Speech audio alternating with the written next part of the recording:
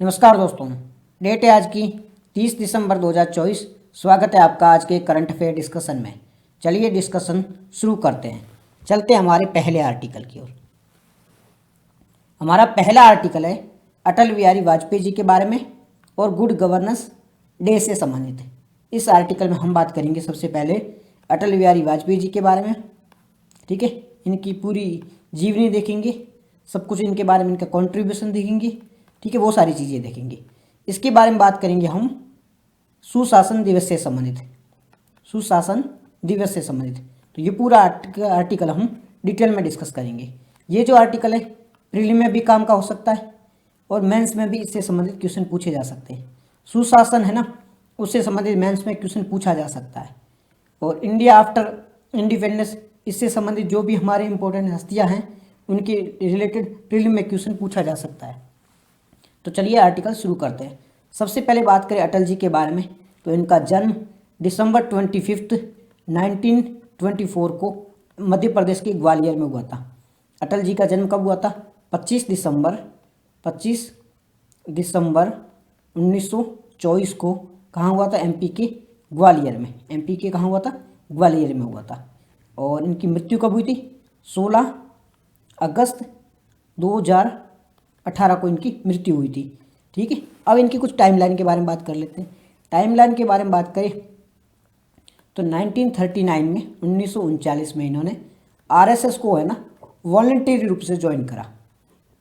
1939 में आरएसएस को वॉलंटरी रूप से ज्वाइन करा और 1942 को इन्होंने आरएसएस को एक्टिवली ज्वाइन कर लिया। साथ ही साथ में 1942 में क्विट इंडिया मूवमेंट चल रही थी। उस समय क्विट इंडिया मूवमेंट चल रही थी तो अटल जी ने क्विट इंडिया मूवमेंट को भी ज्वाइन किया। इसके लिए अटल जी को जेल भी हुई थी एक टाइम में। और 1944 को इन्होंने आर्य कुमार सभा है इसको भी ज्वाइन किया था। और ये इसकी यूथ विंग है ना, उसको ज्वाइन किया था। आर्य कुमार सभा की यूथ विंग को इन्होंने ज्वाइन किया था और इनके जनरल सेक्रेटरी भी बने थे।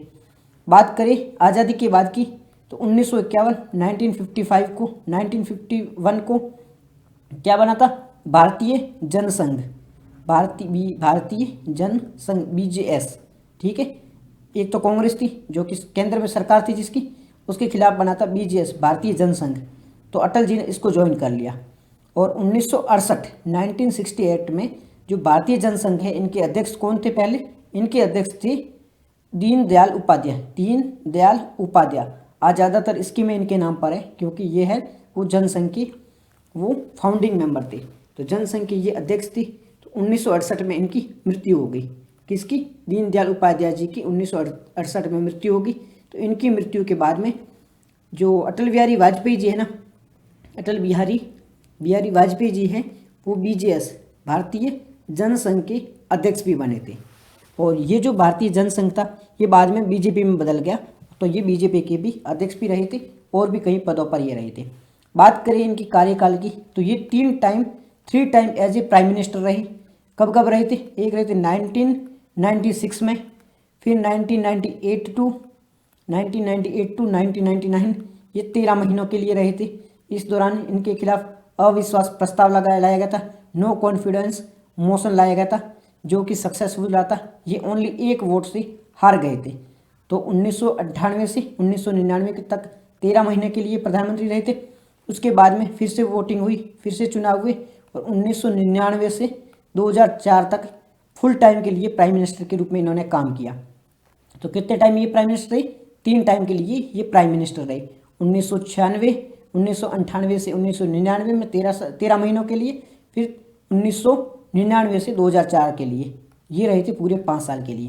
पहले 13 दिन, फिर 13 महीना, फिर 5 साल के लिए ये एज ए प्राइम मिनिस्टर इन्होंने देश की सेवा की। फिर बात करें तो ये 9 बार राज्यसभा के मेंबर, लोकसभा के मेंबर के रूप में चुने गए और 2 बार है वो राज्यसभा के मेंबर के रूप में भी चुने गए थे। साथ ही साथ में इन्होंने बात करी तो इंडिया की जो पॉलिसीज हैं उनमें काफ़ी परिवर्तन लाया था। ये इंडिया के प्राइम मिनिस्टर रहे, फॉरेन मिनिस्टर भी रहे थे। तो इंडिया की जो फॉरेन पॉलिसी है उसमें काफ़ी चेंजेस देखने को मिले। इनके व्यू के बारे में बात करें तो इनकी सोशल सेक्टर में भी अलग व्यू था। इनका कहना था ये जातिवाद के है ना, कास्टिज्म के ये सख्त खिलाफ थी, जातिवाद के खिलाफ थी। ये जाति प्रथा को मानते नहीं थे। बात करें रिलीजियस इनकी आइडियोलॉजी की, वैसे तो ये कट्टर हिंदुज़म थे, हिंदुज़म को फॉलो करते थे, अपनी आइडियोलॉजी में ये कट्टर हिंदुत्व को पालन करते थे। बट इनका कहना था कोई भी जो धर्म है, कोई किसी भी बिलीफ में कोई व्यक्ति मानता है तो बिलीफ के आधार पर, धर्म के आधार पर किसी व्यक्ति के साथ में भेदभाव नहीं किया जा सकता है। तो not discriminate on the basis of belief, धर्म के आधार पर, बिलीफ के आधार पर किसी भी व्यक्ति के साथ में भेदभाव नहीं किया जा सकता है। साथ ही साथ में ये बात करता है कि जो भी ये बात करते थे कि सारे बिलीफ का, सारे धर्म का इक्वल समान किया जाना चाहिए, सब है वो अच्छी सीख ही देते हैं। इस प्रकार इनकी रिलीजियस आइडियोलॉजी है वो भी अपने आप में ग्रेट हुआ करती थी। बात करें इन्होंने इकोनॉमिक पॉलिसी की और इनकी इंफ्रास्ट्रक्चर पॉलिसी की, तो इन्हें इंफ्रास्ट्रक्चर के रेवोल्यूशन का जनक भी कहा जाता है, क्योंकि इंडिया में इन्होंने कहीं रेवोल्यूशन लाई थी इंफ्रास्ट्रक्चर के सेक्टर में। क्या क्या चीज़ें करी थी? दिल्ली जो मेट्रो है उसकी शुरुआतें इनके टाइम में हुई थी। साथ ही साथ में अभी जो गोल्डन क्वाड्रिलेटरल है ना, हमारा स्वर्णिम चतुर्भुज, इसकी शुरुआत भी अटल बिहारी वाजपेयी जी के द्वारा की गई थी। ये नेशनल हाईवे डेवलपमेंट प्रोजेक्ट है, गोल्डन क्वाड्रिलेटरल स्वर्णिम चतुर्भुज, इनकी शुरुआत है, इसकी शुरुआत है वो अटल जी के द्वारा ही की गई थी। साथ ही साथ में प्रधानमंत्री ग्राम सड़क योजना है, इसकी शुरुआत भी अटल जी के द्वारा ही की गई थी। तो ये अटल जी के कुछ कॉन्ट्रीब्यूशन है। फिर बात करें जय जवान जय किसान, ये नारा किसका, ये जरूर बताना आप। जय जवान जय किसान किसका नारा है? और जय जवान जय किसान जय विज्ञान है, वो अटल जी का है। जय जवान जय किसान है वो किसका है, आप कमेंट में जरूर बताना। ठीक है जी, चलो ठीक है। अब बात करते हैं इनके अचीवमेंट की। तो 1998 में सक्सेसफुली हमारे न्यूक्लियर का टेस्ट हुआ था। कहाँ हुआ था? पोखरण में, वो इनके कार्यकाल में हुआ था। 1999 में ऑपरेशन विजय चलाया गया था, क्योंकि कारगिल पर जो पाकिस्तानी मिलिटेंट्स थी उन्होंने कब्जा कर लिया था। तो कारगिल वॉर का हो, तो कारगिल वॉर के दौरान कौन सा ऑपरेशन चलाया गया था? तो कारगिल वॉर के दौरान जो कारगिल है उसको छुड़वाने के लिए, पाकिस्तानी मिलिटेंट से छुड़वाने के लिए ऑपरेशन विजय चलाया गया था। तो ये भी सक्सेस रहा था और भारत को विजय प्राप्त हुई थी इसमें। तो ये जो कारगिल वॉर है वो भी अटल जी के टाइम में ही हुआ था। उसके बाद में बात करें तो इन्होंने फॉरेन पॉलिसी में भी काफ़ी अच्छे स्टेप लिए थे। पाकिस्तान के साथ में रिश्तों को सुधार करने के, रिश्तों को इम्प्रूव करने के लिए भारत और पाकिस्तान के बीच में बस यात्रा शुरू की थी, और ये बस से होते हुए पाकिस्तान भी गए थे। ठीक है, बस से होते हुए पाकिस्तान भी गए थे। तो भारत और पाकिस्तान के बीच में रिश्तों को नॉर्मलाइज करने में भी इन्होंने महत्वपूर्ण भूमिका निभाई। हालांकि पाकिस्तान का ऐसा रेस्पॉन्स नहीं आया, वो गद्दार निकला, बट इनकी ओर से कोशिश की गई थी। ये पहले व्यक्ति थे जिन्होंने यूएन में हिंदी में भाषण दिया था। तो हिंदी में पहली बार यूएन में स्पीच देने वाले व्यक्ति भी अटल बिहारी वाजपेयी जी थे। इनको भारत रत्न मिला था, जो कि हाईएस्ट सिविलियन ऑनर अवार्ड है। साथ ही साथ में इनको पद्म विभूषण मिला था। ये कब मिला था? देखो आप चीज़ नोटिस करना, इनको भारत रत्न है ना, भारत रत्न, ये कब मिला है? भारत रत्न मिला इनको 2015 में, तब बीजेपी की गवर्नमेंट थी। अब इनको पद्म विभूषण ये कब मिला है? 1992 को, 1952, तब किसकी गवर्नमेंट थी? कांग्रेस की। तो आप ये मानोगे कि इनकी विपक्ष के रूप में भी अच्छी भूमिका ये निभाते थे, है ना? सत्ता पक्ष में तो अच्छी भूमिका निभाते थे, एक विपक्ष के नेता के रूप में भी अच्छी भूमिका निभाते थे। एक बार क्या हुआ था, मनमोहन सिंह जी थे, ये क्या थे? फाइनेंस मिनिस्टर थे। तो फाइनेंस मिनिस्टर के रूप में अपनी स्पीच दे रहे थे मनमोहन सिंह जी, तो कुछ कमियां निकाल ली। तो अटल जी ने मनमोहन सिंह पर स्टेप बैक लेते हुए कुछ स्पीच दी कि मनमोहन सिंह अच्छे से काम नहीं कर रहे हैं, ऐसा जो नेता है, ऐसा जो फाइनेंस मिनिस्टर है, उसको इस्तीफा दे देना चाहिए। तो मनमोहन सिंह घर जाके अपना इस्तीफा लेके नरसिम्हा राव जी के पास में गई कि मुझे इस्तीफा देना है, क्योंकि मुझे अटल जी ने कहा है, इसका मतलब है कि मैं काम सही नहीं कर रहा हूँ, क्योंकि अटल जी बिना फालतू किसी को नहीं कहते हैं। तो नरसिम्हा राव जी ने अटल जी को बोला कि भाई साहब आपने तो है ना रगड़ा फंसा दिया है, मनमोहन सिंह जी तो इस्तीफा देने पर तुले हैं। तब जाके मनमोहन सिंह को अटल जी ने कहा, भाई हमारा तो धर्म है, हमारा कर्तव्य है, हम विपक्ष में भूमिका निभा रहे हैं, तो हम आपको क्रिटिसाइज करेंगे, बट आप इस्तीफा मत दो, आप अच्छा काम कर रहे हो। उसके बाद में ही मनमोहन सिंह ने अपना इस्तीफा देने से मना किया है। तो ये बात आप समझो कि कितने बड़े नेता थे। मनमोहन सिंह का भी देहांत हो गया है, उनको हृदय से हम श्रद्धांजलि अर्पित करते हैं, और रेस्ट इन पीस। तो ये काफ़ी महान नेता हुआ करते। उस टाइम आप देखोगे कितना विपक्ष की अच्छी भूमिका निभाई जाती थी, सत्ता पक्ष भी किस प्रकार से चलता था। एक कोई नेता है, एक कोई मिनिस्टर है जिसको विपक्ष के किसी नेता ने अगर कोई बात कह दी तो वो अपना इस्तीफा देने पे आ गए थे। तो आज के टाइम में ऐसा चीज़ें नहीं देखने को मिली थी। आज तो गालियाँ दे दो मर जाओ बट वो इस्तीफा नहीं देते हैं। तो बहुत अलग ज़माना हुआ करता था। इसलिए कहते हैं कि अटल जैसा कोई विपक्ष की भूमिका नहीं निभा पाया। इसलिए इनको है ना 1994 में इनको बेस्ट पार्लियामेंटेरियन का अवार्ड भी मिला था। तो एक विपक्ष में जो है ना लोग तो बहुत आए होंगे, नेता भी आए होंगे, जो सत्ता में भी आए होंगे और विपक्ष में भी आए होंगे, लेकिन अटल जी जैसा जो विपक्ष की भूमिका है ना कि कोई भी नहीं निभा पाएगा, कोई भी नहीं निभा पाएगा। क्योंकि ये विपक्ष का जो कर्तव्य है उसको अच्छी तरह से समझते थे, अपने कर्तव्य को, अपनी ड्यूटी को अच्छी तरह से समझते थे। तो ये तो हमारा आर्टिकल था अटल जी के बारे में। अब सुशासन के बारे में बात करें तो सुशासन दिवस जिसे गुड गवर्नेंस डे भी कहा जाता है। गुड गवर्नेंस डे कब मनाया जाता है? 25 दिसंबर को। क्यों मनाया जाता है? क्योंकि अटल जी का जन्मदिन है इस दिन। कब से शुरू हुई ये 2015 से इसकी शुरुआत हुई है। ठीक है, 2014 से इसकी शुरुआत हुई गुड गवर्नेंस की।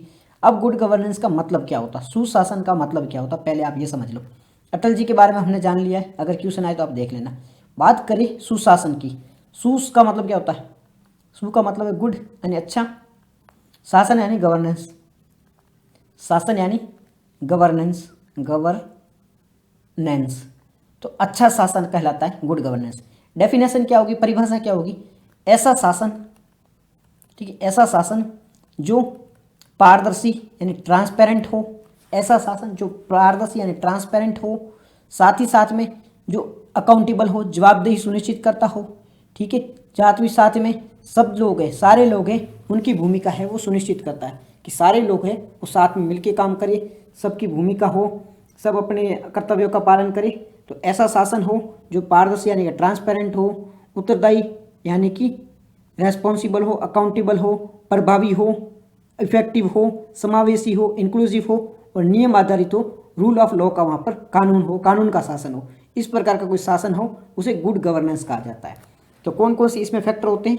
फैक्टर के बारे में बात करें तो इसमें ट्रांसपेरेंसी यानी पारदर्शिता होनी जरूरी है, अकाउंटेबिलिटी यानी उत्तरदायित्व होना जरूरी है, समावेशिता यानी इंक्लूसिवनेस होना जरूरी है, कानून का शासन यानी रूल ऑफ लॉ होना जरूरी है, प्रभावशालिता और कार्यक्षमता यानी इफेक्टिवनेस और एफिशिएंसी होना जरूरी है, समानता और निष्पक्षता, इक्विटी और फेयरनेस होना जरूरी है। इस प्रकार का कोई शासन चलता है तो उसे गुड गवर्नेंस कहा जाता है। ये एक प्रकार की इसकी डेफिनेशन है।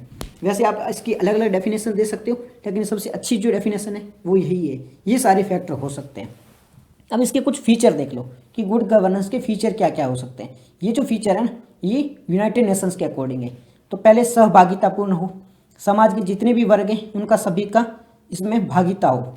जैसे कोई कमजोर वर्ग है वो भी शासन में भूमिका निभा रही, कैसे निभा रहा भूमिका? वो आरटीआई के माध्यम से जो भी इन्फॉर्मेशन है वो प्राप्त कर पा रहा है, वोट दे पा रहा है, तो पूरे शासन में वो भूमिका निभा रहा है। तो सहभागितापूर्ण शासन होना चाहिए, रूल ऑफ लॉ होना चाहिए, कानून का शासन होना चाहिए। कोई भी मन चाहे तब आपको अरेस्ट नहीं कर सकता है, कोई भी मन चाहे तब आपको मार नहीं सकता। पूरा सिस्टम है वो कानून के रूप में भी होना चाहिए। तो कानून का शासन होना जरूरी है। ट्रांसपेरेंट होना चाहिए, कोई भी स्कीम आती है, कोई भी एक्ट लाया जाता है तो पूरी तरह से ट्रांसपेरेंट होना चाहिए, तभी उसे सुशासन कहा जाएगा। उत्तरदायी होनी चाहिए, सरकार है वो रेस्पॉन्सिबल और अकाउंटेबल होना चाहिए। रेस्पॉन्सिबल और अकाउंटेबल का मतलब क्या होना चाहिए? सरकार है वो जनता के प्रति रेस्पॉन्सिबल होनी चाहिए। सरकार अगर कोई भी काम करती वो जनता के लिए ही किया जाना चाहिए। सर्वसम्मति उन्मुख यानी कि सभी की उन्मुखता की ओर, सभी के जो लक्ष्य है वो प्राप्त हो, सभी के अच्छे कार्य है वो प्राप्त हो, उस प्रकार ये उन्मुख होनी चाहिए। समानता और समावेशिता, इक्विटी हो, समावेशिता इंक्लूसिवनेस होनी चाहिए, सभी को अवसर मिले, सभी लोग मिलकर काम कर सके, प्रभावशाली हो, दक्षतापूर्ण हो और उत्तरदायी हो। ये सारे जो फीचर है ये अगर कहीं देखे जाते हैं तो वो सुशासन कहा जाएगा। ठीक है, अब बात करते हैं भारत में सुशासन का महत्व क्या, सिग्निफिकेंस क्या है। देखो सुशासन का तो किसी भी देश में कहीं भी हो उसका महत्व होगा। क्या महत्व हो सकता है, एक आप रफ आइडिया लगा लो। देखो सुशासन होगा इसका मतलब क्या है, वो जो देश है जहाँ पर सुशासन है इसका मतलब है वहाँ पर पारदर्शिता है, ट्रांसपेरेंसी है। ठीक है, कोई भी देश है जहाँ पर सुशासन है, ट्रांसपेरेंसी है।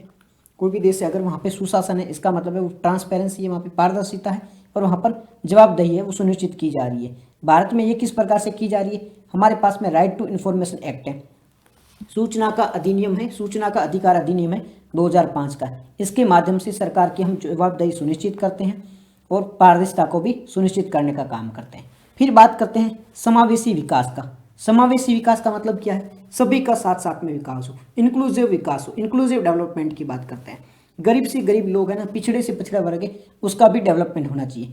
तो हमने क्या किया है, जनधन जो स्कीम है ना, जनधन योजना, इस स्कीम के माध्यम से कितने 52 करोड़ 52 करोड़ नए खाते खोले हैं, ताकि लोगों को डायरेक्ट बेनिफिट जो ट्रांसफर है उसके माध्यम से लोगों की मदद की जाए। तो ये एक है वो समावेशी विकास का एग्जाम्पल है।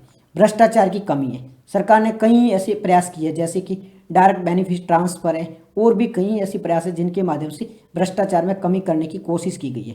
तो ये डायरेक्ट बेनिफिट ट्रांसफर है, इसके माध्यम से 2.7 लाख करोड़ रुपए की वो बचत देखी गई है। फिर बात करें आर्थिक विकास की, तो यहाँ भारत सरकार ने कई कोशिश की है, जैसे ईज ऑफ डूइंग बिजनेस है, उसमें भी अच्छा काम किया है, जिसके माध्यम से हमारी रैंक है वो 63 है। तो ये हमारे यहाँ पर डेवलपमेंट बढ़ रहा है, इन्वेस्टमेंट बढ़ रही है, एफडीआई भी फ्लो हो रही है, जिसके माध्यम से आर्थिक विकास को बढ़ावा मिल रहा है।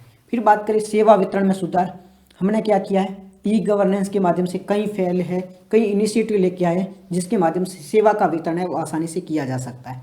फिर बात करते हैं लोकतंत्र और कानून के शासन को मजबूत किया गया है। हमने एक संशोधन किया था, कौन सा संशोधन था, 34 और 73 और 74, ये जो कॉन्स्टिट्यूशन अमेंडमेंट किए गए थे, इनके माध्यम से ग्राम पंचायत और नगर पालिका को जोड़ा गया था, जो कि हमारे लोकतंत्र को मजबूत करते हैं, जो कि सत्ता के विकेंद्रीकरण को मजबूत करते हैं, और ये उसकी एग्जाम्पल है।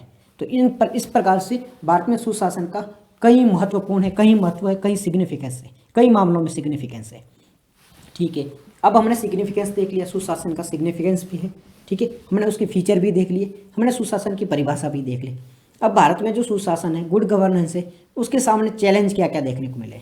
तो कहीं भी सुशासन है, हमने फीचर क्या देखे थे, पारदर्शिता, ठीक है, हमने क्या देखा था, जवाबदेही, हमने क्या देखा था, रूल ऑफ लॉ, कानून का शासन, ये सारी चीज़ें देखी थी। अब चुनौतियाँ क्या होगा, पारदर्शी नहीं होगा वो समाज, वो देश, जवाबदेही नहीं होगा, अकाउंटेबल नहीं होगा, ठीक है, रूल ऑफ लॉ का कानून का शासन नहीं होगा, फिर भ्रष्टाचार होगा वहाँ पे। तो यहाँ पर भारत में भ्रष्टाचार की जो करप्शन का है वो बहुत ही ज़्यादा लेवल पर सामना करना पड़ता है। जो करप्शन परसेप्शन इंडेक्स है, इसमें टोटल 180 देश है, ठीक है, 180 कंट्रीज है, उसमें भारत का नंबर है 185 आता है, 85 नंबर आता है। मतलब 180 देशों में भारत है वो 85वें नंबर पे आता है। इसका मतलब भारत में भ्रष्टाचार बहुत ही बड़े लेवल पर देखने को मिलता है। तो ये एक सुशासन में बहुत बड़ी चुनौती देखने को मिलती है। इसके बाद बात करें राजनीतिक अपराधीकरण की, पॉलिटिक्स में है ना, क्रिमिनल है वो बहुत ज़्यादा देखने को मिलते हैं। क्रिमिनल देखने से क्या होता है, अगर कोई अपराधी है, ठीक है, वो बन गया पॉलिटिशियन बन गया है, पॉलिटिशियन बन गया है, ठीक है, वो कहाँ जाएगा, वो जाएगा पार्लियामेंट में, वो बनाएगा कानून, ठीक है, लॉ बनाएगा। आपको क्या लगता है वो किस प्रकार के कानून बनाएगा, जो कि खुद पर हजारों केस लगे हुए हैं, क्या वो ऐसे कानून बनाएगा जिससे क्राइम रोका जा सकता है, कभी नहीं बनाएगा।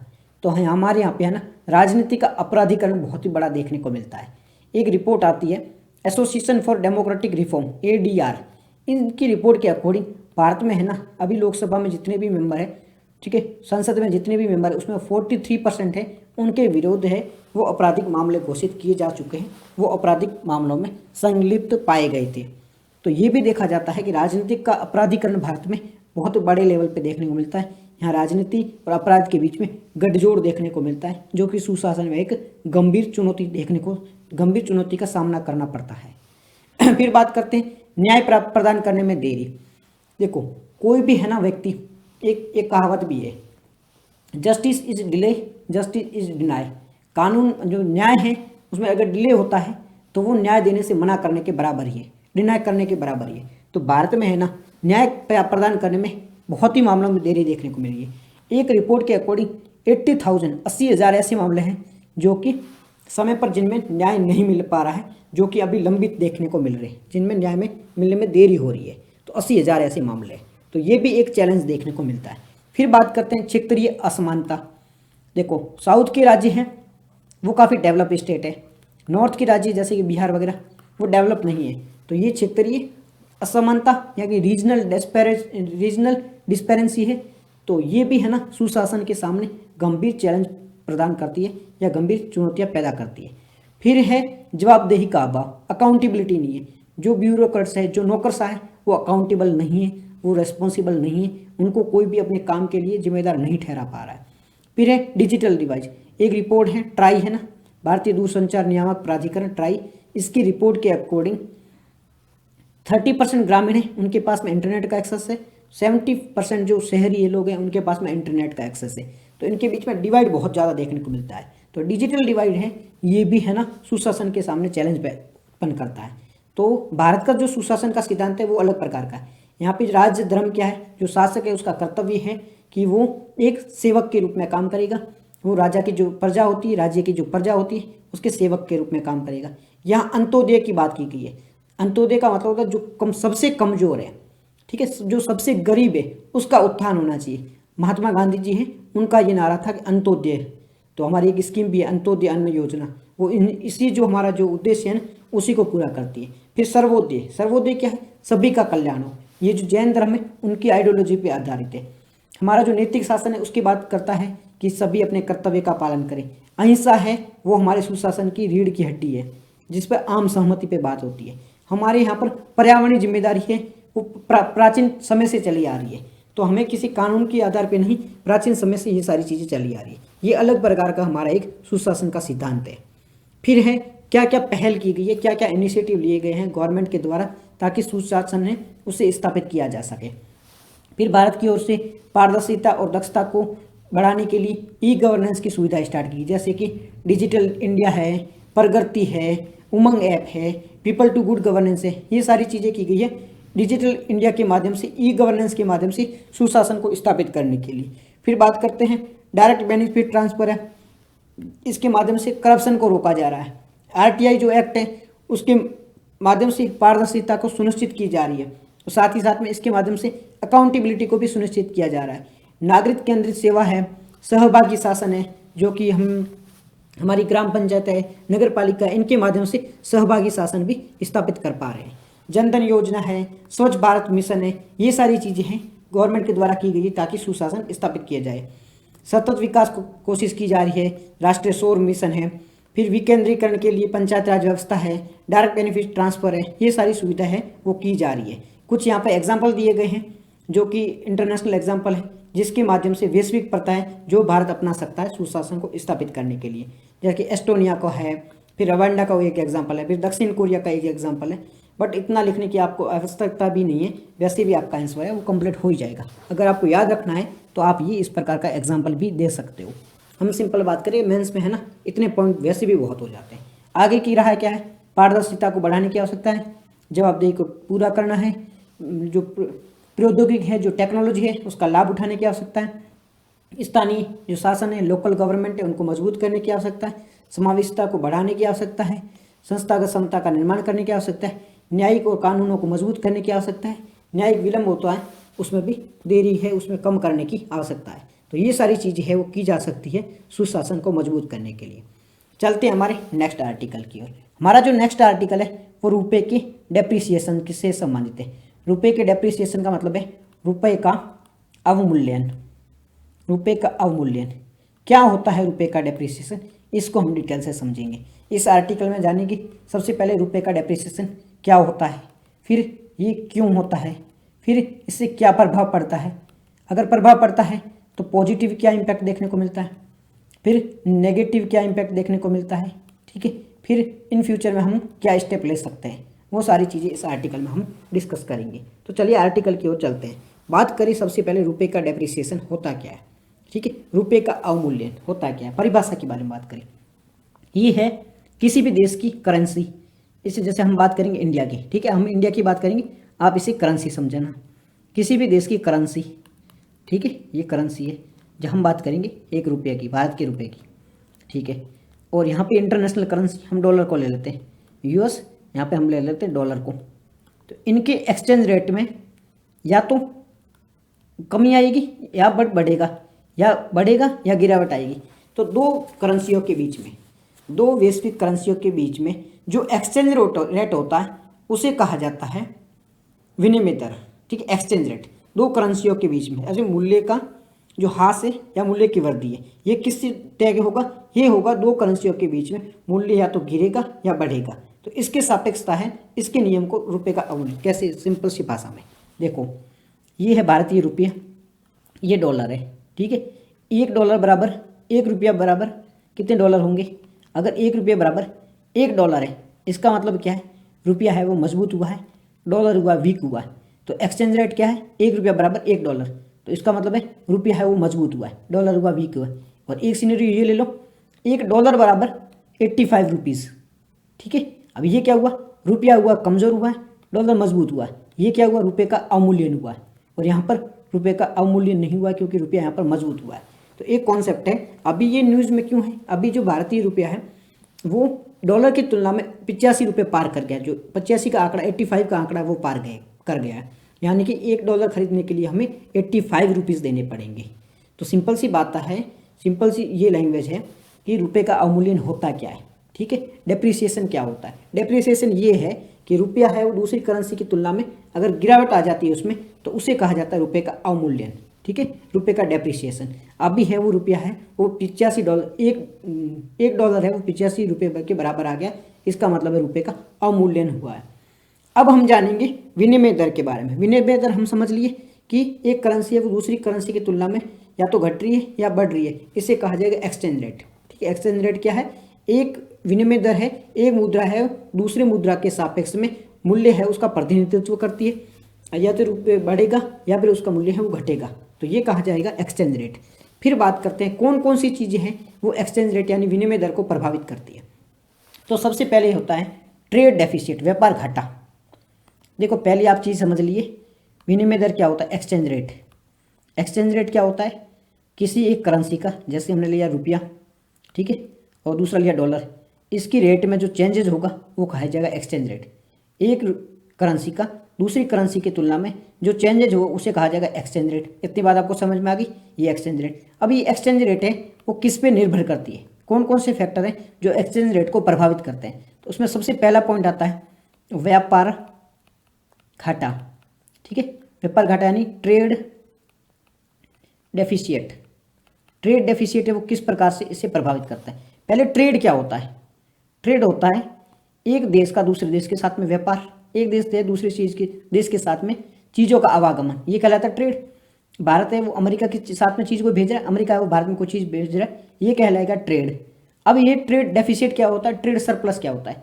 अमेरिका में भारत क्या चीज़ें भेज रहा है, ठीक है, और अमेरिका भारत में क्या चीज़ें भेज रहा है। जैसे अमेरिका है, भारत है वो कई सारी चीज़ें अमेरिका में भेज रहा है और अमेरिका कई सारी चीज़ें वो भारत में भेज रहा है।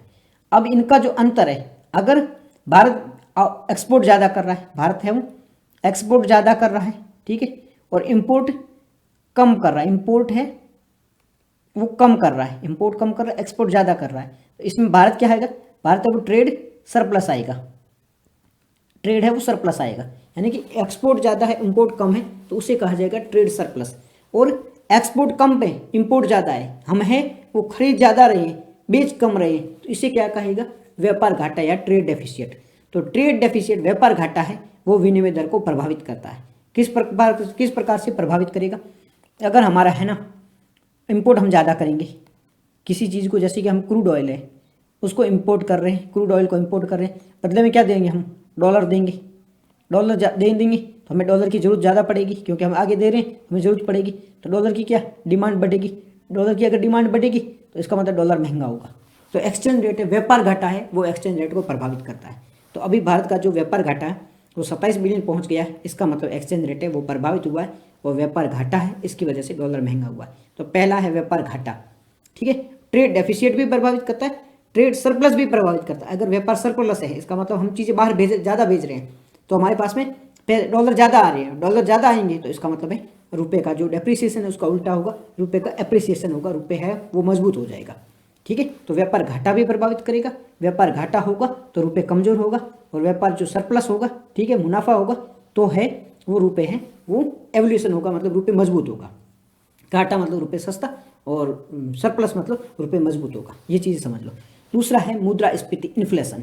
ये इन्फ्लेशन किस प्रकार से प्रभावित करती है विनिमय दर को, यानी एक्सचेंज रेट को किस प्रकार से इन्फ्लेशन प्रभावित करती है?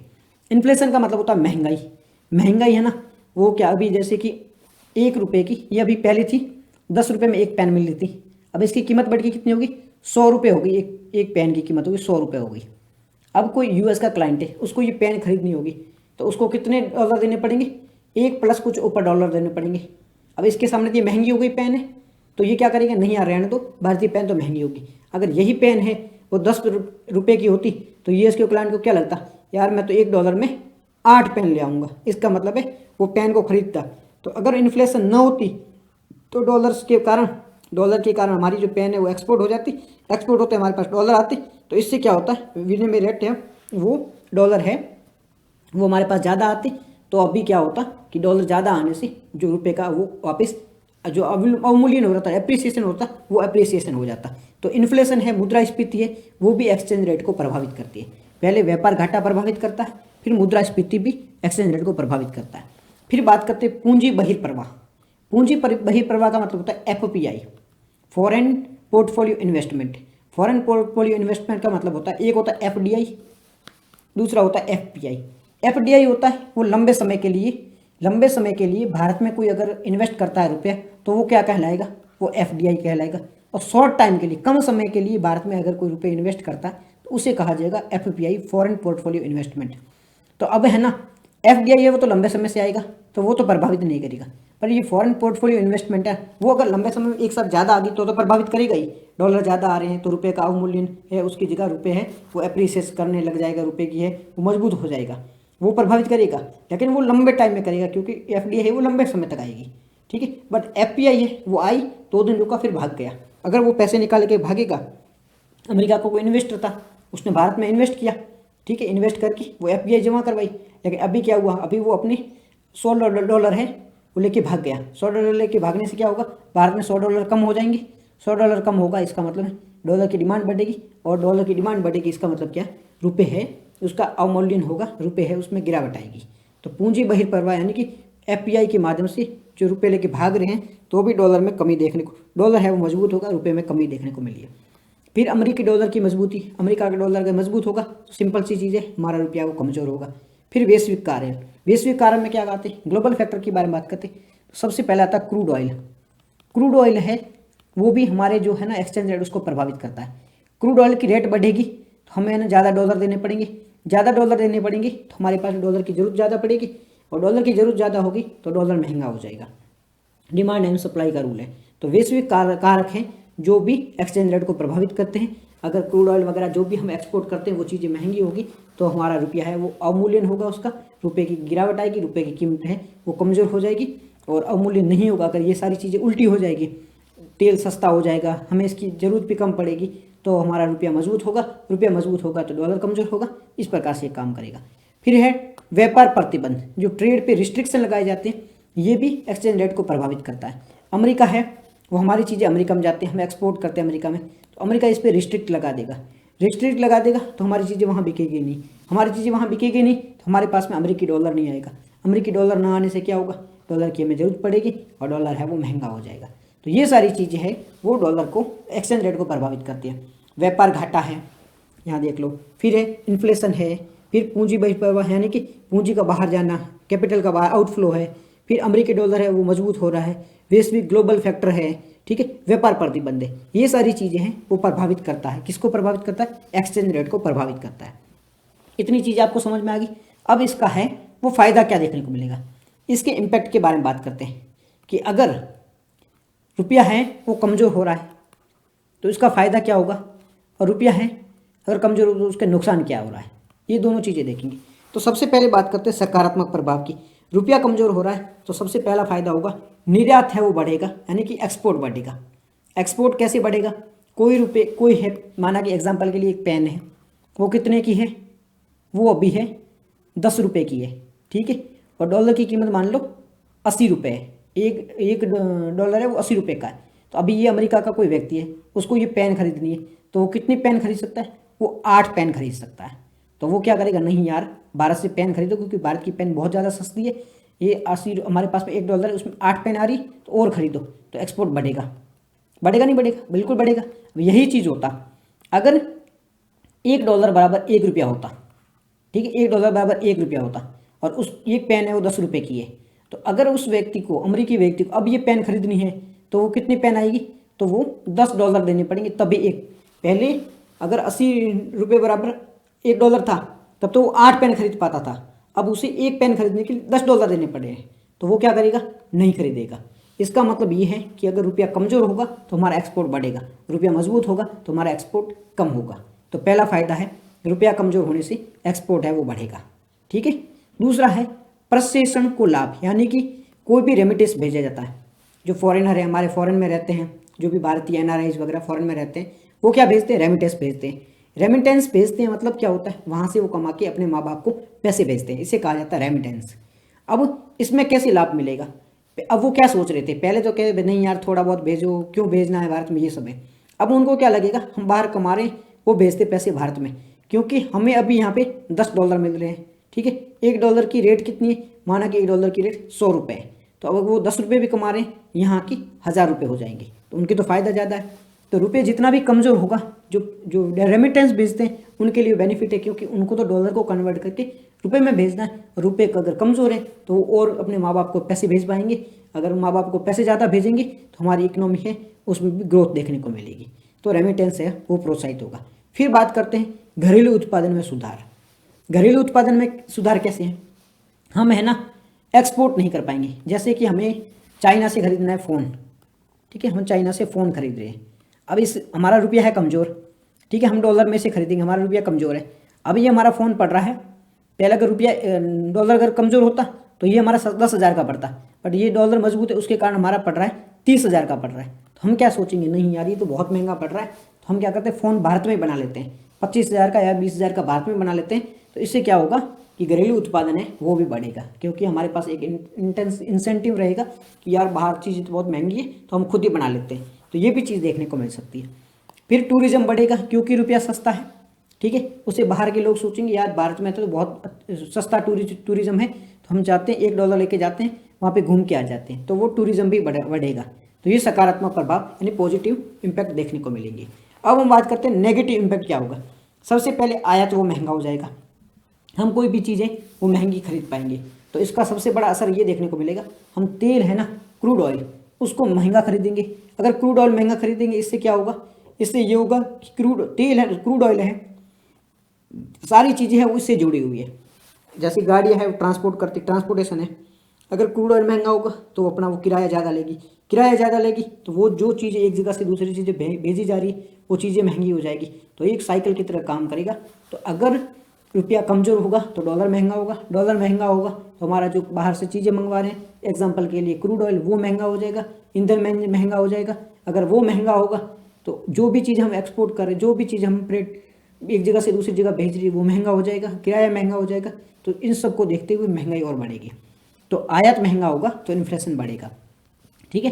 तो रुपया कमज़ोर है वो इन्फ्लेशन को और बढ़ाएगा, तो पहला चीज़ ये है। फिर घाटा बढ़ेगा, क्रूड ऑयल हमें वो किससे खरीदेंगे, हम खरीदेंगे डॉलर से, डॉलर मजबूत होगा तो हमारा घाटा और बढ़ेगा, ठीक है, क्योंकि हमें ज़्यादा पैसे देने पड़ेंगे तो हमारा घाटा और बढ़ेगा। फिर मुद्रास्फीति बढ़ेगी, सीधी इन्फ्लेशन वैसे बढ़ेगी क्योंकि हमें महंगी चीज़ें खरीदनी पड़ रही है। फिर हमने है ना कई बिलियन का, जैसे कि एक डेटा है 620 बिलियन का हमने लोन ले रखा है, अब हमारा डॉलर है वो महंगा हो जाएगा, तो ये लोन चुकाने के लिए हमें और पैसे देने पड़ेंगे, तो हमें ऋण चुकाने की लागत है, डेब्ट चुकाने की लागत है वो भी बढ़ जाएगी। फिर विदेशी यात्रा और शिक्षा पर भी प्रभाव पड़ेगा। अभी हमें 10 लाख में बाहर पढ़ के आ सकते हैं, तो डॉलर महंगा हो जाने से हमारा खर्चा है वो और बढ़ जाएगा, तो विदेशी यात्रा है, शिक्षा पर भी इसका नेगेटिव इम्पैक्ट पड़ता है। निवेश को कम करता है, लोगों को लगता है कि भारत में है ना कभी रुपया सस्ता हो जाता है, कभी महंगा हो जाता है, कभी जो डॉलर महंगा हो जाता है, कभी सस्ता हो जा सकता है, तो इन्वेस्टर होता है उनको भरोसा नहीं आता कि यहाँ पे कोई स्थिरता नहीं है, इसलिए वो इन्वेस्ट भी नहीं करते हैं, तो ये इम्पैक्ट देखने को मिलते हैं। तो यहाँ पर हमने कुछ पॉजिटिव इम्पैक्ट देखे, कुछ नेगेटिव इम्पैक्ट देखे। आगे की राह क्या होगी, आगे की राह के बारे में बात करें तो हमें एक्सपोर्ट बढ़ाना होगा। इसके लिए गवर्नमेंट है प्रोडक्शन लिंक इनिशिएटिव जैसी PLI जैसी स्कीमें वो और भी ला सकती है, जिससे हमारा एक्सपोर्ट बढ़ेगा तो हमारा जो है ना रुपया एक्सचेंज रेट वो स्थिर रह सकता है। फिर FPI को प्रमोट करता है, FDI को प्रमोट करना है, इससे क्या होगा, डॉलर ज़्यादा आएगा, डॉलर देश में ज़्यादा आएगा तो एक्सचेंज रेट है वो स्थिर रह सकती है। फिर मुद्रास्फीति इन्फ्लेशन, उस पर नियंत्रण लगाने की आवश्यकता है। हमें है ना डॉलर पे डिपेंडेंट नहीं रहना है, और जो मुद्रा है और जो करेंसी है उस पर भी अपनाने की आवश्यकता है, जिसे मुद्रा का विविधीकरण कहा गया है। तो इसकी भी अपना है आवश्यक, इसको भी अपनाने की आवश्यकता है। तो इस प्रकार से काम किया जा सकता है।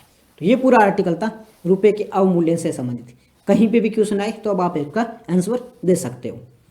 अब चलेंगे हम नेक्स्ट आर्टिकल की ओर। नेक्स्ट जो हमारा आर्टिकल है कश्मीरी पेपर मैच के बारे में।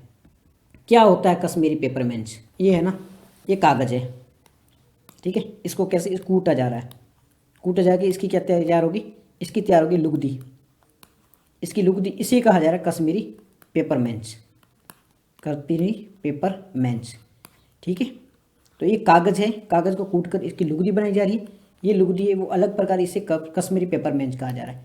ये स्टार्टिंग में भारत में नहीं था। इसको कहाँ से, इसको पर्शिया से, पर्शिया यानी कि फारस की से लाया गया था, ठीक है। इसको फारस से लाया गया था, स्टार्टिंग में भारत में नहीं था। अभी कहाँ पॉपुलर है, अभी ये कश्मीर में, जम्मू एंड कश्मीर में काफ़ी पॉपुलर देखने को मिलता है। इससे कई सारी चीज़ें बनती है। तो अब हम बात करते हैं ये न्यूज़ में है क्यों। न्यूज़ के बारे में बात करें तो अभी क्या हुआ रहा, कश्मीरी जो पेपर मांच है, जो कागज़ है उसके टुकड़ों से बनाया गया है, इससे एक डोडो पक्षी होता है, ठीक है। ये अभी विलुप्त हो चुका है। ये डोडो पक्षी, इसकी मूर्तियाँ बनाई जा रही है। ये भारत में विलुप्त हो चुका है और ये मॉरिशस है, वहाँ का राष्ट्रीय प्रतीक भी है, नेशनल बर्ड्स भी है। तो ये डोडो पक्षी की वहाँ पर मूर्तियाँ बनाई जा रही है कश्मीर में, इसलिए ये जो पेपर माचे हैं ये न्यूज़ में आ गया। बात करें पेपर माच की तो ये है ना भारत में था नहीं, इसे 14th सेंचुरी, 14वीं सेंचुरी में कौन लेके आया था, फ़कीर मीर सैयद अली हमदानी। फ़कीर ये लेके आए थे, फ़कीर मीर सैयद अली हमदानी इसको कश्मीर लेके आए थे। तो ये 14th सेंचुरी में फ़कीर मीर सैयद हमदानी है वो लेके आए थे फारस से। स्टार्टिंग में ये भारत नहीं थे। इससे क्या क्या चीज़ें बनती है, फूलदान है, कटोरे, कप, ट्रे, ये सारी चीज़ें इससे बनाई जा सकती है, ठीक है। ये कागज़ की लुगदी होती है, इससे ये सारी चीज़ें बनती है। कश्मीर में बहुत बड़े मात्रा में देखने को मिलती है। इससे 1999 का हमारा जो जियोलॉजिकल इंडिकेशन जो एक्ट है, भौगोलिक संकेत अधिनियम है 1999 में, उसके तहत इसे जीआई टैग के भी संरक्षित किया गया है। तो इसे जीआई टैग के रूप में संरक्षित किया गया है। इसे कश्मीरी पेपर मंच है उसके रूप में वहाँ पर पंजीकृत भी किया गया है। मुगल प्रभाव क्या है तो ये पूरे भारत में फैल गया है। कई जो बिल्डिंग है, कई इमारतें, वहाँ पर भी इसका प्रभाव देखने को मिलता है। तो ये आर्टिकल हमारा कश्मीरी पेपर मैच से संबंधित है। यहाँ पर इंग्लिश में एक बार देख लो, श्रीनगर में देखने को मिलता है। एक बर्ड है डोडो, वहाँ पर इसे आर्टिफिकेट किया गया था और इसे 1914वीं सेंचुरी में लाया गया था। तो ये आर्टिकल हमारा कश्मीरी पेपर मैच से संबंधित है। नेक्स्ट जो आर्टिकल है वो टाइफोन मिसाइल सिस्टम से संबंधित है।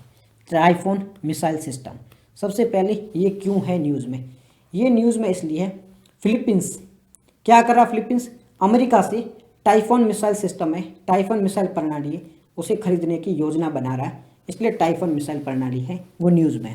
बात करें टाइफोन मिसाइल प्रणाली की, टाइफोन मिसाइल सिस्टम की, तो ये अमेरिका के द्वारा, अमेरिका की एक कंपनी है लॉकहीड मार्टिन, तो अमेरिका की कंपनी लॉकहीड मार्टिन, इसकी हेल्प करी है अमेरिका की सेना ने। तो अमेरिका की कंपनी लॉकहीड मार्टिन और अमेरिकी सेना के द्वारा इसे बनाया गया है। ये एक मध्यम दूरी क्षमता की यानी मीडियम रेंज की मिसाइल है, मध्यम रेंज क्षमता की एक मिसाइल है जो कि 400 किलोमीटर तक की दूरी तय कर सकती है। इसमें इलेक्ट्रॉनिक कंपोजलाइजर लगे हुए हैं और कई उन्नत तकनीकियाँ हैं इसमें लगी हुई है। टाइफोन मिसाइल प्रणाली, टाइफोन मिसाइल सिस्टम कहाँ का है, अमेरिका का है। कौन खरीद रहा है, फिलीपींस खरीद रहा है। मध्यम दूरी की मिसाइल है जिसे लॉकहीड मार्टिन के द्वारा बनाया गया है, 480 किलोमीटर की दूरी तय करती है। तो ये हमारा आर्टिकल था टाइफोन मिसाइल प्रणाली के बारे में। अब ये ना यूपीएससी ने एक क्वेश्चन पूछा था, इसे आप अटेंड जरूर करना, ठीक है। प्रीवियस ईयर का एक क्वेश्चन है, इसे जरूर अटेंड करना। क्वेश्चन क्या कहता है, क्वेश्चन ये कहता है इन्फ्लेशन होता है ना यानी महंगाई, उससे जो डेबिटर्स होते हैं, जो ऋण लेते हैं, ठीक है, एक होता है कर्ज देने वाला, कर्ज देने वाला, और एक होता है कर्ज लेने वाला डेबिटर्स। ये होता है क्रेडिटर्स और ये होता है डेबिटर्स। तो ये क्वेश्चन पूछ रहा है इसमें किसको फ़ायदा होगा इन्फ्लेशन के टाइम में, महंगाई के टाइम में, इन दोनों में से किसको फ़ायदा होगा। तो पहला कहा जा रहा है इन्फ्लेशन के टाइम में डेबिटर्स को फ़ायदा होगा। दूसरा यहाँ पर स्टेटमेंट है ये बॉन्ड होल्डर होते हैं, जिसके पास में बॉन्ड होते हैं, इनको फ़ायदा होगा। इन दोनों में से कौन सी स्टेटमेंट है करेक्ट है, यहाँ पे करेक्ट पूछा गया। इसको एक बार जरूर ट्राई करना, सिंपल सा आइडिया एक बार जरूर ट्राई करना। इसका नीचे आंसर भी दिया गया है, बट आप एक बार ट्राई इसको जरूर करना, ठीक है। मुद्रास्फीति में कर्जदारों को लाभ होता है या फिर बॉन्ड शेयर धारकों को लाभ होता है? पहली बात तो है, इसको एक बार जरूर ट्राई करना, आपको आंसर मिल जाएगा। यहाँ पे स्टेटमेंट भी दी गई है, ठीक है। नेक्स्ट जो क्वेश्चन है वो भी इससे रिलेटेड है। फोर्ट विलियम एक कॉलेज है, फोर्ट विलियम कॉलेज है, वो कलकत्ता में बनाई गई थी, क्यों बनाई गई थी और किसने बनाई थी, इससे रिलेटेड है। तो ये भी एक बार क्वेश्चन आप जरूर ट्राई करना, आपको इसका आंसर भी मिल जाएगा, यहाँ पे नीचे दिया हुआ है। इससे रिलेटेड नेक्स्ट और की एक क्वेश्चन है, ये पूछा गया है क्वेश्चन इलेक्शन कमीशन से। आर्टिकल 360 आर्टिकल 326 है, वो लोकसभा और राज्य विधानसभाओं की निर्वाचन से संबंधित है। 327 है, वो चुनावी मामलों में अदालतों के हस्तक्षेप से संबंधित है। और 329 है, वो विधानमंडलों के चुनाव से संसद की शक्ति के बारे में। तो ये आर्टिकल से संबंधित है, अनुच्छेद से संबंधित है, इसे एक बार जरूर देखना। नीचे यहाँ पे आर्टिकल दिए गए हैं, आर्टिकल 324 है, 325 है, 326 है, 27 है, 28 है, सारे दिए गए। 24 किससे संबंधित है, ये चुनाव आयोग से संबंधित है। 25 किससे संबंधित है, 25 है, वो किसी भी अयोग्य नहीं ठहरा सकता है, भेदभाव से संबंधित है, यानी कि जाति, धर्म, मूल वंश और लिंग के आधार पर किसी को चुनाव में शामिल न करना, यानी भेदभाव नहीं किया जा सकता है, इलेक्शन से नहीं रोका जा सकता है। 26 है, वो मताधिकार के बारे में बात करता है, लोकसभा और विधानसभा में मताधिकार की। 27 है, वो चुनाव से संबंधित जो संसद शक्ति है उसके बारे में बात करता है। 28 है, वो राज्य विधानमंडल के बारे में बात करता है। 29 है, वो न्यायालय के हस्तक्षेप के बारे में बात करता है। तो यहाँ पे क्वेश्चन में क्या पूछा गया है, क्वेश्चन में यही चीज़ पूछी है। 29 में ये विधानमंडलों के बारे में, ये नहीं है, ये तीसरा गलत हो जाएगा।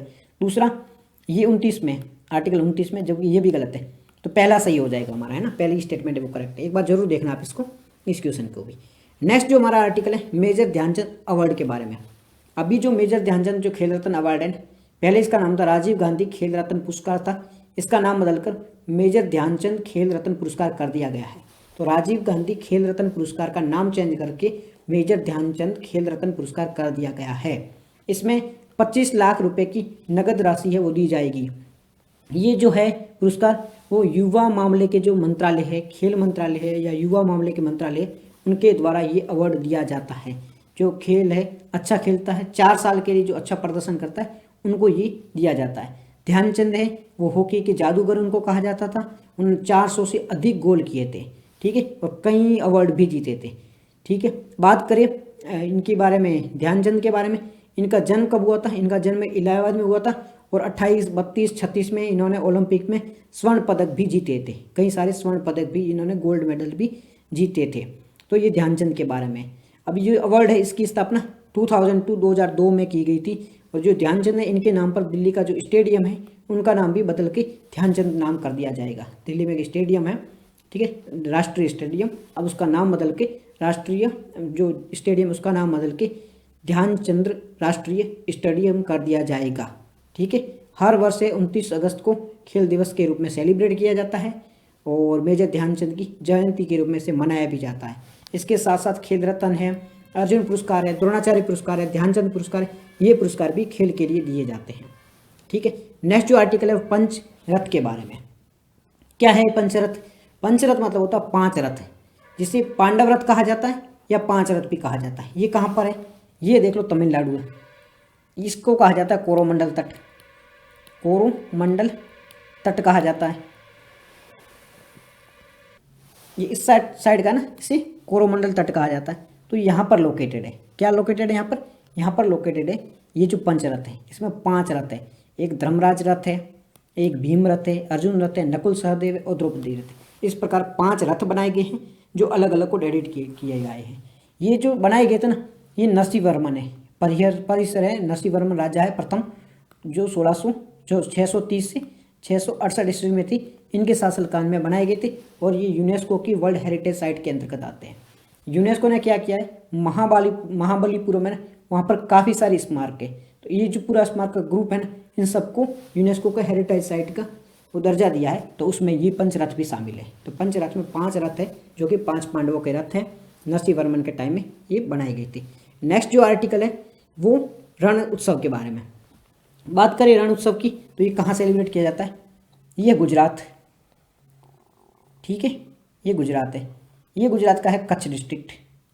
यहाँ पर है ना सफ़ेद रण मतलब जो नमक होता है ना, उसका रण बना हुआ है, ठीक है। तो यहाँ पर सेलिब्रेट किया जाता है रण महोत्सव। गुजरात में कल्चर को बढ़ाने के लिए, कल्चर को प्रमोट करने के लिए ये रण महोत्सव है वो सेलिब्रेट किया जाता है। तो गुजरात के पर्यटन विभाग है, ठीक है, टूरिज्म डिपार्टमेंट, उनके द्वारा इसे सेलिब्रेट किया जाता है।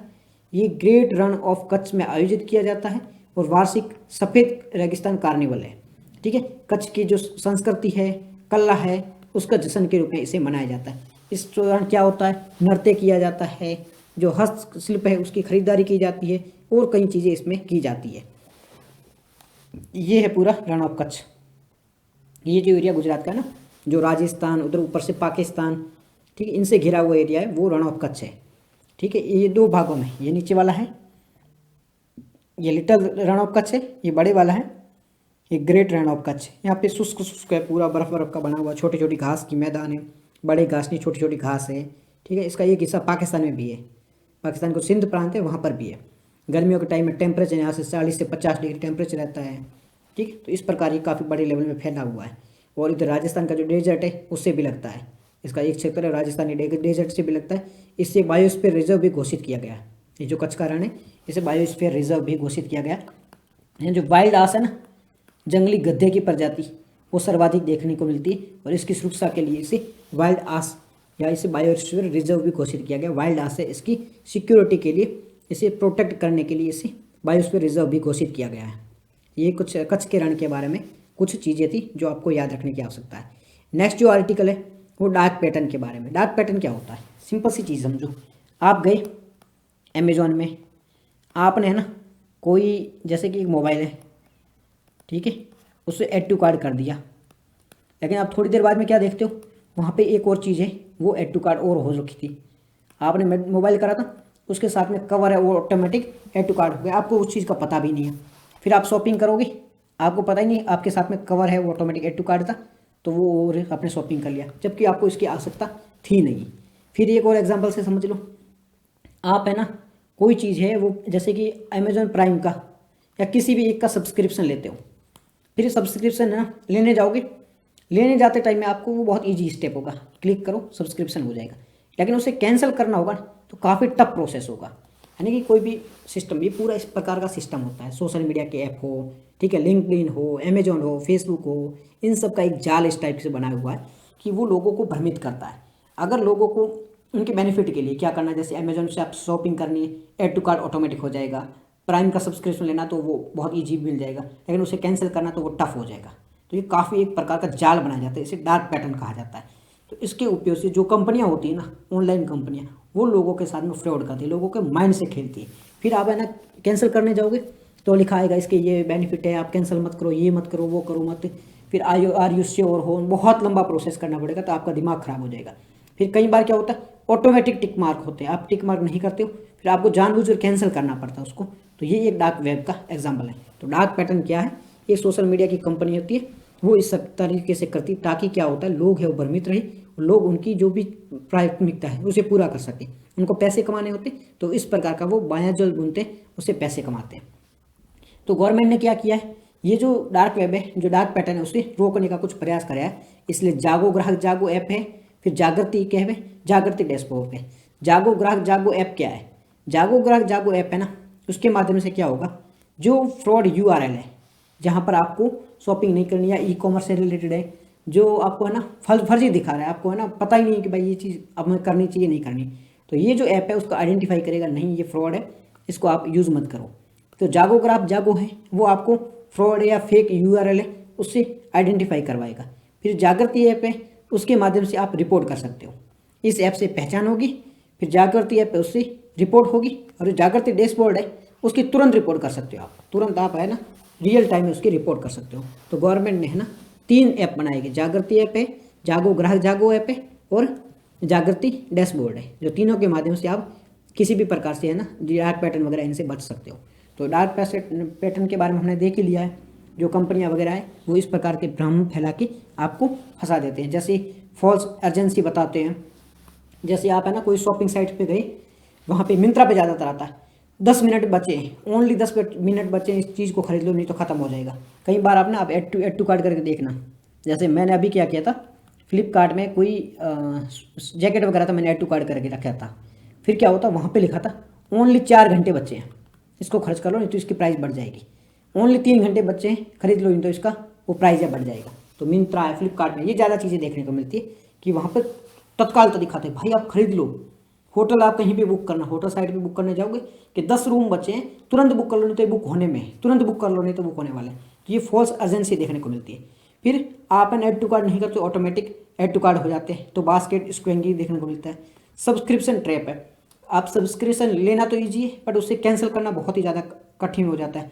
कन्फर्म सेविंग है, कैसे आप है ना, आप उसको कंफर्म करने जाओगे तो वहाँ पे इस प्रकार से लिखा होगा कि आपको शर्म आ जाएगी यार कि छोड़ो यार, एक तो छोटी लैंग्वेज में होगा कि मुझे नहीं करना कंफर्म वगैरह, इस प्रकार से लिखा होगा, आपका मन ही नहीं करेगा। फोर्स्ड एक्शन है, वो इस प्रकार से है ना आपको फोर्स करेंगे ताकि आपको करना ही पड़ेगा। तो ये सारी चीज़ें हैं, नेगिंग है, इंटरफेरेंस इस प्रकार से बनाया जाएगा, बेल्ट एंड स्विच है, हिडन कॉस्ट छुपाई हुई कॉस्ट होगी जो आपको दिखेगी नहीं, ठीक है। डिस्गस्ट टाइप की एड बनाई जाएगी। ये है डार्क वेब के कुछ एग्जाम्पल देखने को मिलते हैं। तो कंपनी इस प्रकार से इसका यूज़ करके लोगों को लूटने का काम करती है। तो ये डार्क वेब से रिलेटेड क्वेश्चन भी दिया गया है। नेक्स्ट जो आर्टिकल है सिमलीपाल टाइगर रिजर्व के बारे में। सबसे पहले क्यों है ये न्यूज़ में, अभी है ना यहाँ पर 3 वर्षीय जो मादा बाघ है ना वो देखने को मिली है, तो इस वजह से ये न्यूज़ है। बात करें हम सिमलीपाल टाइगर रिजर्व की, तो ये कहाँ पर है, सबसे पहले ये ओडिशा का जो मयूरभंज जिला है यहाँ पर देखने को मिलता है। तो सिमलीपाल टाइगर रिजर्व कहाँ पर है, ये ओडिशा के मयूरभंज डिस्ट्रिक्ट में लोकेटेड है। इसका जो नाम है वो सिमुली नाम का एक पेड़ है, उसके नाम पर इसका नाम पड़ा है। सिमुली नाम का एक पेड़ है, उसके नाम पर इसका नाम पड़ा है सिमलीपाल। इसको 1956 में इसे बाघ रिजर्व घोषित किया गया था, नेशनल टाइगर रिजर्व घोषित किया गया था। बात करिए 1973 की, 1973 की, तो इसे प्रोजेक्ट टाइगर के अंतर्गत भी जोड़ा गया है। 1994 1994 में इसे बायोस्फीयर रिजर्व भी घोषित किया गया। ये यूनेस्को की वर्ल्ड नेटवर्क बायोस्फीयर रिजर्व का भी हिस्सा है। तो ये आर्टिकल था सिमलीपाल टाइगर रिजर्व का, जो कहाँ है, ओडिशा के मयूरभंज डिस्ट्रिक्ट में। और आप पता करना उड़ीसा में कौन से नेशनल पार्क है, कौन कौन सी वाइल्ड लाइफ सेंचुरी है, कौन कौन से टाइगर रिजर्व है, ये आप पता जरूर करना। नेक्स्ट है पनामा नहर के बारे में। क्यों है ये न्यूज़ में, ट्रंप जी बोले, ये पागल ट्रंप है ना, बैठा साइको, पागल है रे 1 नंबर का। तो इसने बोला है कि हम है ना क्या करेंगे, ये पनामा नहर पे कब्जा कर लेंगे। पनामा नहर हाँ कहाँ, पनामा नहर ये हाँ देखो, ये है ना अरबियन सी के बाद में ये आता है रेड सी, यहाँ पे आ जाता है हमारा, आ जाता है इजिप्ट, ठीक है। यहाँ पे ये आ जाता है कौन सी, वो देश आ जाते हैं जॉर्डन वगैरह है ना। हमारा एक पागल एक और देश है, कौन सा, ईरान, सऊदी अरबिया, इराक वगैरह इधर आ जाते हैं। और इधर हमारा एक देश आता है इजराइल। तो यहाँ पर ये वह है, ठीक है। ये कौन सी है, रेड सी। यहाँ पर है पनामा नहर। तो ये कितने किलोमीटर की, 82 किलोमीटर की बनी हुई है। तो 82 किलोमीटर की एक ये मैन मेड है, हाथों से बनाई गई, मानव द्वारा बनाई गई है। ताकि क्या हुआ, पहले है ना रूट कैसे अफ्रीका से होते हुए जाता था, तो इस रूट को कम करने के लिए ये पनामा नहर बनाई गई है, जो कि रूट को कम कर देती है। और बस वही है, थोड़ा बहुत इसके बारे में है। यहाँ पे थिस्मस बोमरपुट्टी है, पनामा स्वयं है, थोड़ा बहुत आइडिया लगाना है, ठीक है, पनामा नहर के बारे में। नेक्स्ट है पीएम सूर्य घर मुक्त बिजली योजना है 2024 से। गुजरात का है मसाली गांव है, वो भारत का पहला ऐसा गांव बन गया है सीमावर्ती, जो सीमा पर गांव स्थित है, पहला ऐसा गांव बन गया जो 100% सौर ऊर्जा का उपयोग करता है। तो मसाली गांव कहाँ का है, गुजरात का, जो 100% सौर ऊर्जा का उपयोग करने वाला पहला गांव बन गया है। बात करें पीएम सूर्य घर मुक्त बिजली योजना की, तो इसके नोडल मिनिस्ट्री कौन सी है, नवीन एंड रिन्यूएबल एनर्जी, मतलब नवीन एंड रिन्यूएबल जो नवीनीकरण ऊर्जा मंत्रालय है वो इसके लिए नोडल मिनिस्ट्री है। 26-27 तक ये कार्य करेगी, 2026-27 तक। उद्देश्य क्या है, 1 करोड़ घरों में छतों पर सौर ऊर्जा लगाना, ये उसका उद्देश्य है। नेक्स्ट आयो बायो बिटुमेन के बारे में। National highway number 44, national highway number 44 है। ये जो हाईवे कहाँ जाता है, ये नागपुर मानसर बाईपास है। यहाँ पर बायो बिटुमेन है, इससे राष्ट्रीय राजमार्ग बनाया गया। देश का पहला जो नेशनल हाईवे है 44 यहाँ पर है, वो बायो बिटुमेन है, उससे रोड बनाई गई है। तो देश का कौन सा जो रोड है, कौन सा नेशनल हाईवे जो बायो बिटुमेन से बनाया गया, जो पहला है वो है नेशनल हाईवे नंबर 44। तो ये बायो बिटुमेन से बनाया गया है। बायो बिटुमेन क्या है, ये पेट्रोलियम मुक्त है, यानी पेट्रोलियम फ्री है, जो कार्बनिक से बना हुआ है। जैसे बायोचार है, पराली होती है ना जो पंजाब में मिलती है, उससे है, लिग्निन है, बायो ऑयल है, इन सब के द्वारा ये बनता है। यहाँ पर इससे मिश्रण किया जाता है और उसके माध्यम से इसे बनाया जाता है। इससे लाभ क्या होगा? आयात में कमी होगी, जो हम वगैरह यूज़ करते हैं ऑयल वगैरह, उसमें कमी देखने को मिलेगी। पराली जलाने की समस्या है, उसमें सुधार देखने को मिल सकता है। तो ये बायो बिटुमेन से संबंधित हमारा आर्टिकल था। तो आज के हमारे डिस्कशन में इतना ही था। Thank you very much for discussion.